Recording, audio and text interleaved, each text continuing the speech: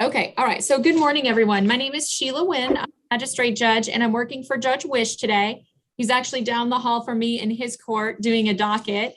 So you are Isabel Alejandra Walsh, is that correct? Yes, ma'am, that's correct.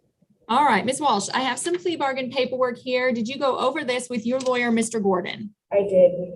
Do you have any questions about it? No, ma'am. Okay, can you raise your right hand for me, please? Do you swear that the information that is contained in this plea paperwork is true and correct to the best of your knowledge? Yes.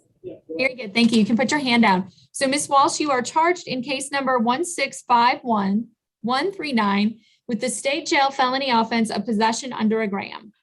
You're facing 180 days all the way up to 2 years in the state jail and a possible fine of up to $10,000. It looks like your lawyer has worked out a plea bargain agreement with the state. And if you plead guilty today, the state will recommend to me a 2-year deferred adjudication sentence and a $200 fine. Is that your understanding of what you signed for? Correct. Yes. All right. Well, to get this deal, Ms. Walsh, you would have to give up your right to a jury trial and your right to confront and cross-examine the witnesses who accuse you. Are you willing to give up those rights? Yes, I am. And are you a United States citizen? Yes, I am. All right. And Ken, have you represented Ms. Walsh for at least 10 days? I have. And is she competent to stand trial here this morning?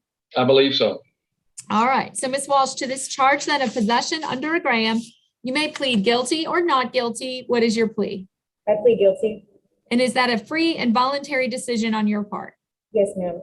All right. Well, I'll accept your plea then, Ms. Walsh. I'll find sufficient evidence here. I will follow your plea bargain agreement and set your sentence at a $200 fine and 2 years deferred adjudication. I will give you credit for the time you spent in custody towards your fine, so you will not have to pay that. And Ken, were you appointed or were you retained? I'm appointed. All right. Has anything in your financial situation changed, Ms. Walsh, since we hired Mr. Gordon to represent you? No, ma'am.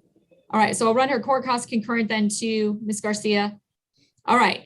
So in a minute, you're going to meet with Officer Bell, who is the probation officer.